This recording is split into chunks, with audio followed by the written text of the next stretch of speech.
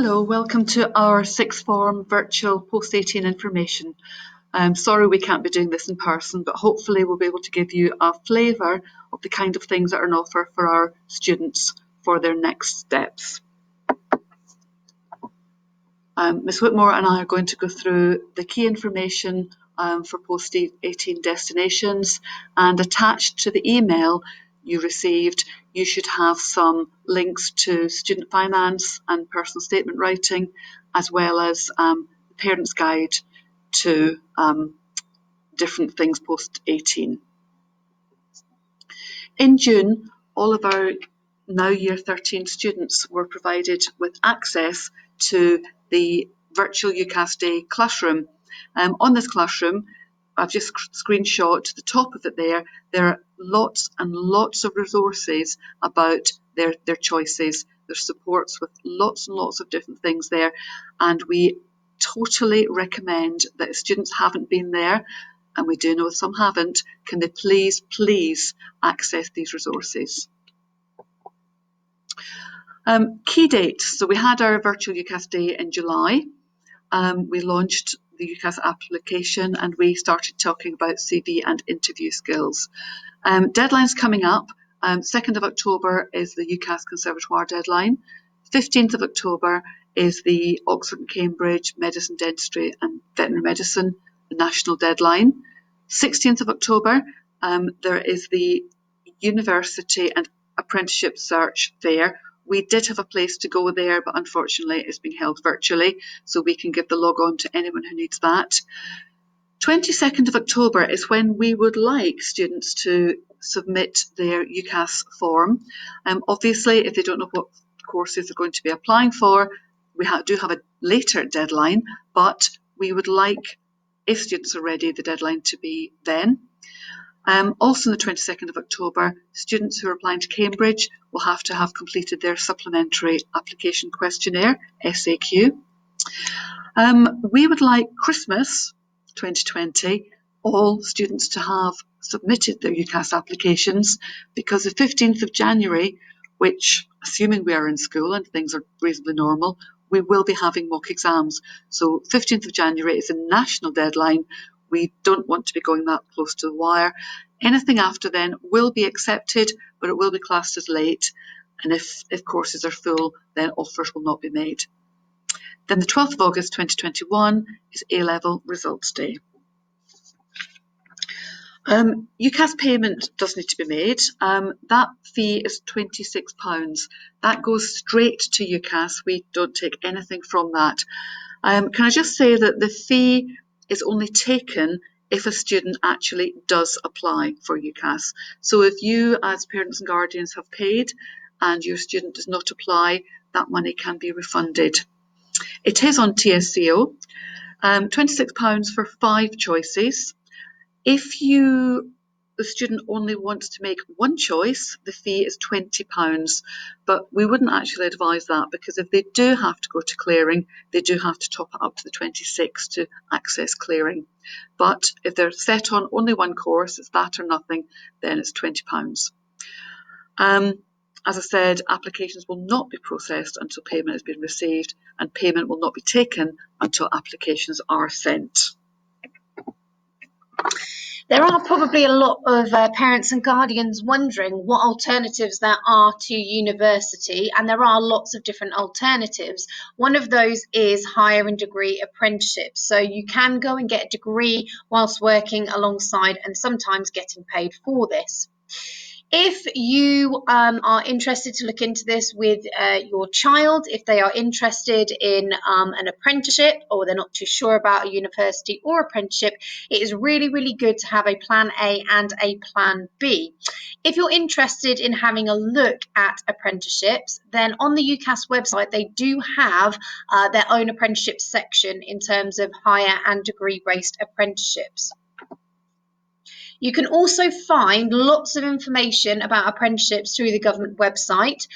Miss Elliott and myself and Mrs. Ramsden have also been forwarding emails since probably March last year, about any apprenticeships that have come up. Obviously, various deadlines for these, but if you are interested in an apprenticeship, if you go onto the government website, you can register to search for these. So if you go on to register, find an apprenticeship, create yourself an account, do the research for this, and then you can search for what jobs you might be interested in and start applying. This is obviously for students, but parents, guardians can help with this. So, degree level apprenticeships. So there are a couple of different levels of apprenticeships that people can go into after A levels. So the higher apprenticeships, they have a level 4, which is equivalent to an MVQ level 4 HND foundation degree or first year of an undergraduate degree, or you can go into a level 5, which is equivalent to a full degree. The entry criteria for these are at least 5 GCSEs grades 9 to 4, including English and Maths, which is very important to note. Level 3 qualifications, which is either A levels or a BTEC.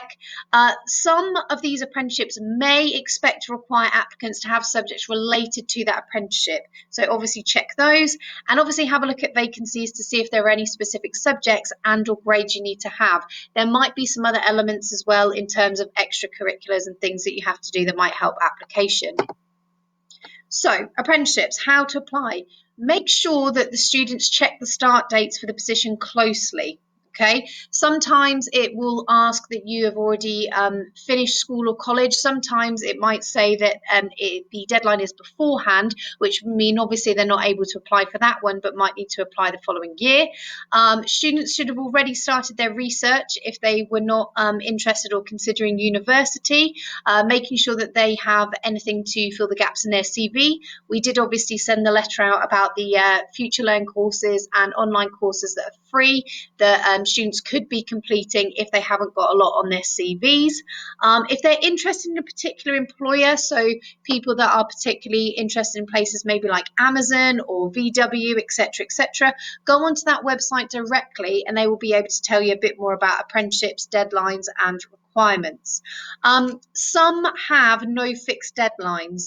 Most large firms do recruit from September, so it might be that the start date is a bit later in September, but now is the time to start looking if it's something that the students are interested in.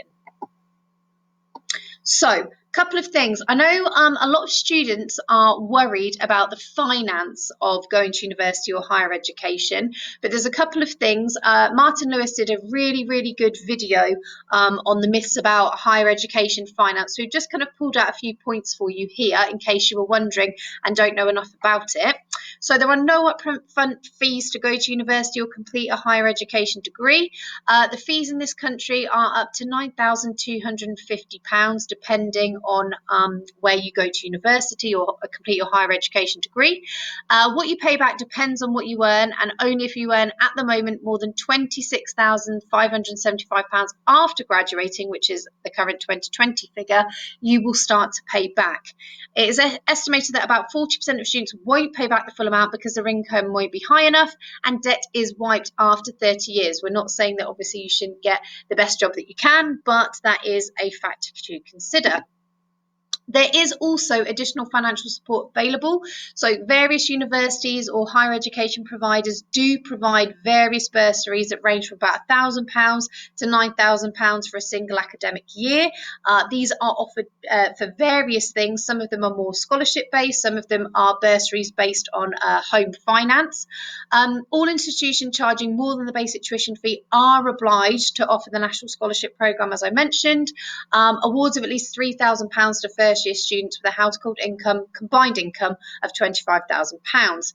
Universities and colleges invest a total of £442.2 million in financial support, which means the bursaries, the scholarships, accommodation, etc. per year. So if that is something that you think might apply to you, that you might be interested in applying for, obviously have a look on each individual or higher education provider website.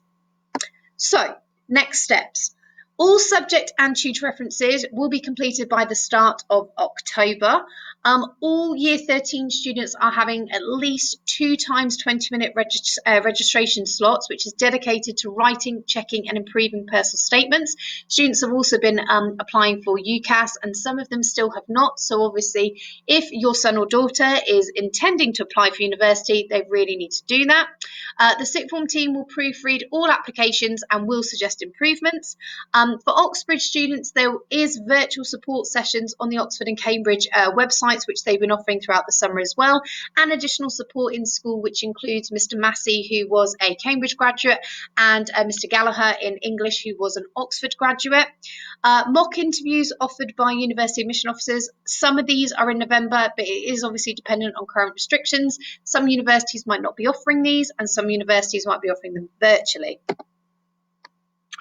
So we are all here to help your son or daughter to gain their next steps.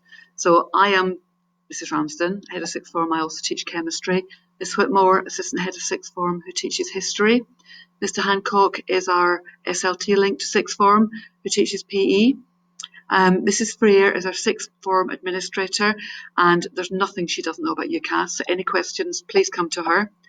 Miss Elliott is our Sixth Form Support Mentor and counsellor, and form tutors and subject teachers can all help.